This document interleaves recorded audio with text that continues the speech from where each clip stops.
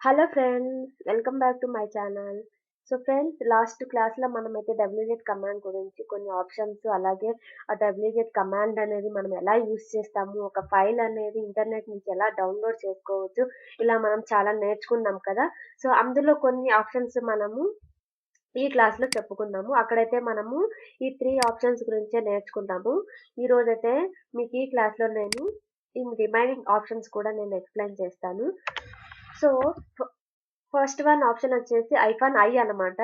ఇది ఎందుకు అంటే మనము ఫర్ ఎగ్జాంపుల్ ఒక యూఆర్ఎల్ కాకుండా 10 యూఆర్ఎల్స్ అంటే 10 ఫైల్స్ని మనం డౌన్లోడ్ చేసుకోవాలి అనుకున్నాం అనుకోండి. ఫర్ ఎగ్జాంపుల్ అలా డౌన్లోడ్ చేసుకోవాలి అన్నప్పుడు ఎవ్రీ టైం మనం డబ్ల్యూగెట్ యూఆర్ఎల్ అలా ఉమ్, ఇస్తూ ఉండలేం కదా. మనకు కూడా కొంచెం వర్క్ ఉన్నప్పుడు మనం ఆటోమేటిక్గా అది ఒక సైడ్ జరగాలి, ఇక్కడ మనం వర్క్ చేసుకోవాలి. అలాంటప్పుడు మనము ఎలా యూజ్ చేసుకోవచ్చు? అట్ ఎ టైమ్ 10 ఫైల్స్‌ని ఇన్‌స్టాల్ చేసుకోవాలి, లేదా ఫైల్‌ని డౌన్‌లోడ్ చేసుకోవాలి అనుకున్నప్పుడు, మనము సింపుల్‌గా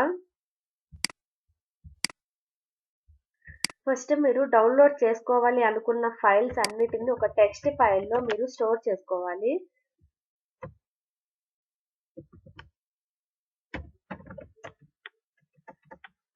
సో, ఫర్ ఎగ్జాంపుల్ ఇక్కడైతే మనకి టెక్స్ట్ ఫైల్ ఉంది కదా. ఏదైనా ఒక ఫైల్‌లో మీరు స్టోర్ చేసేసుకొని, దాన్ని సేవ్ చేసుకోండి ఆ ఫైల్‌ని. ఆ ఫైల్‌లో మీరేం చేయాలి అంటే, ఏ యూఆర్ఎల్స్ అయితే మీరు డౌన్‌లోడ్ చేసుకోవాలనుకుంటున్నారో, ఆ యూఆర్ఎల్స్‌ని వన్ బై వన్ మీరు దీంట్లో ఆహ్, కాపీ చేసుకొని పేస్ట్ చేసుకోండి. ఇందులో మీరు ఆ 10 యూఆర్ఎల్స్‌ని ఇలా సేవ్ చేసుకున్న తర్వాత, ఆ ఫైల్ నేమ్‌ని మనం ఇక్కడ డబ్ల్యూగెట్ దాంట్లో ఇచ్చామనుకోండి. ఫర్ ఎగ్జాంపుల్ ఈ సింటాక్స్ ఎలా ఉంటది అంటే wget -i ఫైల్ నేమ్ ఇచ్చారు. సో ఇది ఏం చేస్తదంటే ఈ ఫైల్‌లో ఉన్న 10 యూఆర్ఎల్స్‌ని తీసుకొని వన్ బై వన్ ఫైల్‌ని మనకి డౌన్‌లోడ్ చేస్తదనమాట. సో అప్పుడు మనకి ఈ -i అనేది ఎందుకు అంటే ఇది యూజర్‌ని ప్రాంప్ట్ అవుతదనమాట. నెక్స్ట్ యూఆర్ఎల్ అనేది డౌన్‌లోడ్ అయ్యే ముందు యెస్ ఆర్ నో అని మనకి అడుగుతదనమాట. అప్పుడు మనము యెస్ అయితే యెస్, నో అయితే నో అనేది మనము ఈ ఆప్షన్ అనేది దీనికి ప్రొవైడ్ చేయాలి.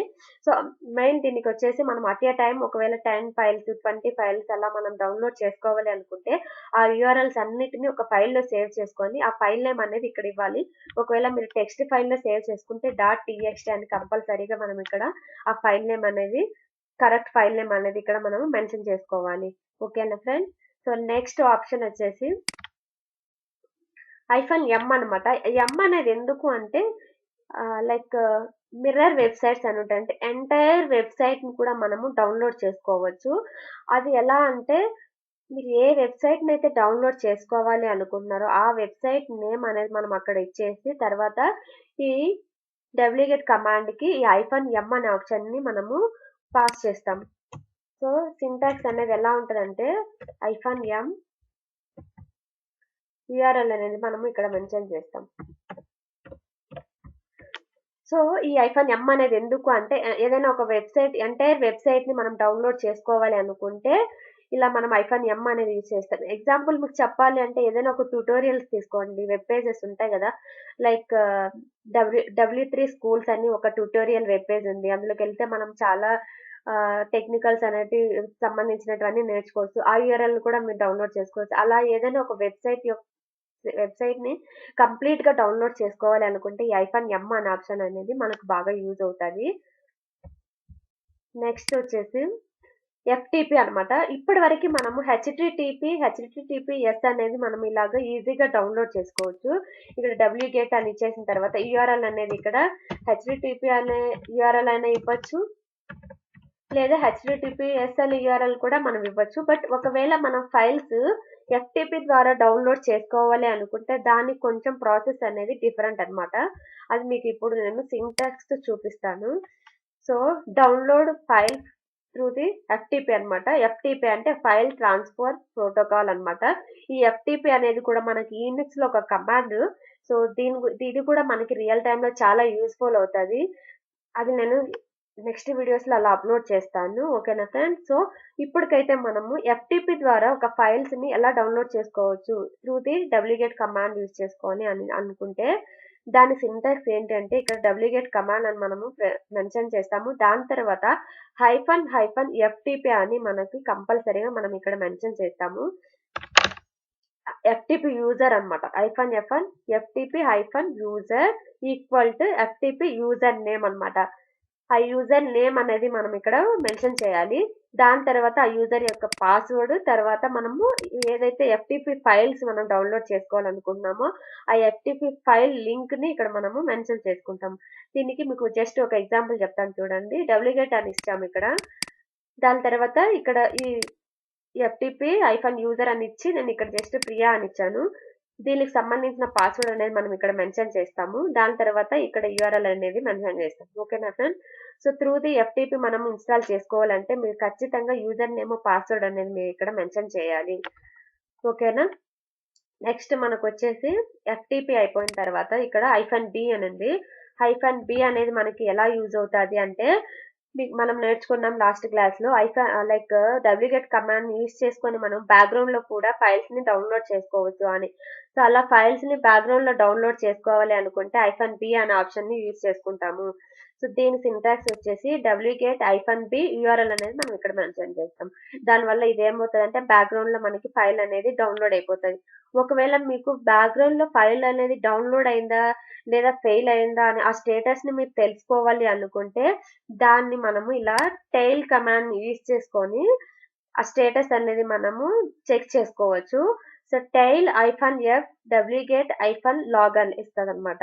ఈ లాగ్ అనే ఫైల్ మనం బ్యాక్గ్రౌండ్ లో రన్ చేసినప్పుడు ఈ wget కమాండ్ అనేది బ్యాక్గ్రౌండ్ లో ఏదైనా ఒక ఫైల్ ని డౌన్లోడ్ చేసినప్పుడు మనకి ఒక లాగ్ ఫైల్ అనేది జనరేట్ చేస్తుంది అనమాట. ఆ లాగ్ ఫైల్ లో మనకి ఈ డేటా అంతా స్టోర్ అవుతుంది అనమాట. ఎలా అంటే ఫైల్ సక్సెస్ అయితే సక్సెస్ అయిందని లేదా ఫెయిల్ అయితే ఫెయిల్ అయిందని ఒక లాగ్ ఫైల్ లో మనకి డేటా అంతా జనరేట్ అవుతుంది. సో ఆ లాగ్ ఫైల్ ని బేస్ చేసుకొని మనం బ్యాక్గ్రౌండ్ లో ఈ wget కమాండ్ నుంచి ఒక ఫైల్ ని డౌన్లోడ్ చేసుకున్నప్పుడు ఆ ఫైల్ అనేది డౌన్లోడ్ అయిందా ఫెయిల్ అయిందా అని మనకి ఈ కమాండ్ ద్వారా మనము చెక్ చేసుకోవచ్చు. సో దాని తర్వాత మీరు ఇక్కడ చూస్తున్నట్లయితే ఇది ఒక ఆప్షన్ అనమాట. ఇది అంత యూజ్ అవ్వదు. బట్ wget లో ఇలాంటి ఆప్షన్స్ కూడా ఉన్నాయి అని మీకు చెప్పడానికి మాత్రమే నేను ఇది చెప్తున్నాను. మనం ఏంటంటే wget కమాండ్ యూజ్ చేసుకొని ఏదైనా ఒక ఫైల్ ని డౌన్లోడ్ చేసుకుంటాం. ఫర్ ఎగ్జాంపుల్ అది ఒకవేళ కనెక్షన్ ప్రాబ్లమ్స్ వల్ల ఫెయిల్ అయింది అనుకోండి, మళ్ళీ డౌన్లోడ్ చేస్తది. మళ్ళీ ఫెయిల్ అయింది అనుకోండి మళ్ళీ డౌన్లోడ్ చేస్తదనమాట. అలా అది ఎన్ని సార్లు డౌన్లోడ్ చేస్తది బై డిఫాల్ట్ అంటే 20 టైమ్స్ అనమాట. బై డిఫాల్ట్ మనకి ఒకవేళ కనెక్షన్ ప్రాబ్లమ్స్ వస్తే బై డిఫాల్ట్ దానికి అదే 20 టైమ్స్ 20 టైమ్స్ అది ట్రై చేస్తదనమాట డౌన్లోడ్ చేయడానికి. అలా కాకుండా మీరు 20 టైమ్స్ ట్రై చేయడానికి అది డౌన్లోడ్ చేయడానికి ట్రై చేస్తది. బట్ ఆ 20 టైమ్స్ కూడా ఫైల్ అనేది మనకి ఫెయిల్ అయిందనుకోండి, డౌన్లోడ్ అవ్వకుండా ఫెయిల్ అయిపోయిందనుకోండి, తర్వాత మనకేమవుతది ఫైల్ అనేది డౌన్లోడ్ అవ్వదనమాట. ఆ 20 టైమ్స్ అనేది మనకి ఎక్స్‌పైర్ అయిపోతదనమాట. ఎక్సీడ్ అయిపోతదనమాట. సో అలాగా 20 టైమ్స్ ఎక్సీడ్ అయిపోయిన తర్వాత కూడా మనకి ఫైల్ అనేది ట్రై చేయాలి, డౌన్లోడ్ అవ్వాలి. అంటే అది ఫైల్ అనేది డౌన్లోడ్ అయ్యేంత వరకు అది ట్రై చేస్తూనే ఉండాలి అనుకుంటే మనం ఇలా wget ఆప్షన్ లో ఇలా మనము మెన్షన్ చేసుకోవచ్చు అనమాట. -ట్రైస్ అని ఇచ్చేసి ఇక్కడ నెంబర్ ఆఫ్ ట్రైస్ అనమాట. మీరు 20 టైమ్స్ ట్రై చేయాలనుకో 30 టైమ్స్ 50 టైమ్స్ అలా ఇన్ఫినిటీ కూడా మనము ఇవ్వచ్చు అనమాట. సో ఇక్కడ మీరు చూస్తున్నట్లయితే బై డిఫాల్ట్ మనము 20 టైమ్స్ అనేది అది ట్రై చేస్తది.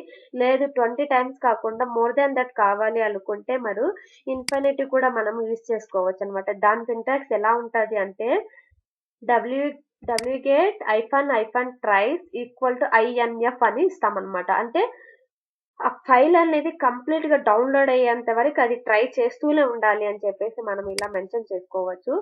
దాని తర్వాత ఆ ఫైల్ యొక్క యూఆర్ఎల్ అనేది మనం ఇక్కడ మెన్షన్ చేస్తాము. సో ఇవి ఫైనల్ గా మనకి wget ఆప్షన్స్ అన్నమాట.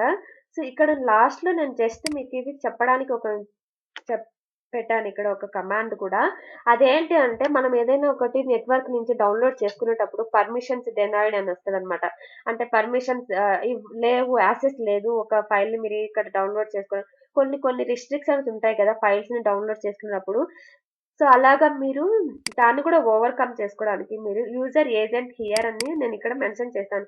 ఇదేంటి అంటే మీరు ఏదైనా ఒక ఫైల్ ని డౌన్లోడ్ చేసుకోవాలంటే ఈ యూజర్ ఏజెంట్ హియర్ అనేది మీరు గూగుల్లో సెర్చ్ చేస్తే ఆ డేటాబేస్ యొక్క యూజర్ కి ఆ యూజర్ నేమ్ అనేది మీరు ఇక్కడ యూజ్ చేసుకొని ఆ ఫైల్ కూడా మీరు డౌన్లోడ్ చేసుకోవచ్చు అనమాట. -u ఆప్షన్ అనేది యూజ్ చేసుకోండి.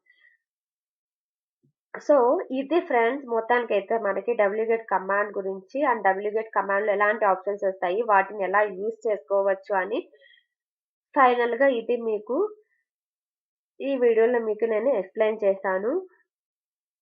సో నెక్స్ట్ వీడియోలో కలుద్దాం. ఈ వీడియో అయితే ఇంతటితో అయిపోయింది. డబ్ల్యూగెట్ కమాండ్ గురించి నేను పూర్తిగా ఎక్స్ప్లెయిన్ చేసేసాను. నెక్స్ట్ వీడియోలో కలుద్దాం. ఓకేనా ఫ్రెండ్స్? అలాగే మీకు ఈ వీడియో నచ్చినట్లయితే ఒక లైక్ చేయండి. అలాగే మర్చిపోకుండా మీరు ఒకవేళ మన వీడియోస్ని కొత్తగా చూస్తున్నట్లయితే సబ్స్క్రైబ్ చేసుకోండి. సో ఫ్రెండ్స్, ఇది కమాండ్ అయితే మనకి రియల్ టైంలో చాలా యూస్ఫుల్ అవుతుంది అనమాట. అలాగే మీకు ఇంటర్వ్యూస్లో ఎవరైనా అడిగినప్పుడు ఇలా సింపుల్గా మీరు డబ్ల్యూగెట్ అనేది ఫైల్స్ని డౌన్లోడ్ చేసుకోవడానికి యూజ్ చేస్తాము. అలాగే ఇందులో ఉన్న కొన్ని ఆప్షన్స్ గురించి కూడా మీరు ఎక్స్ప్లెయిన్ చేయొచ్చు. అంతే ఫ్రెండ్స్, నెక్స్ట్ వీడియోలో కలుద్దాం. బాయ్.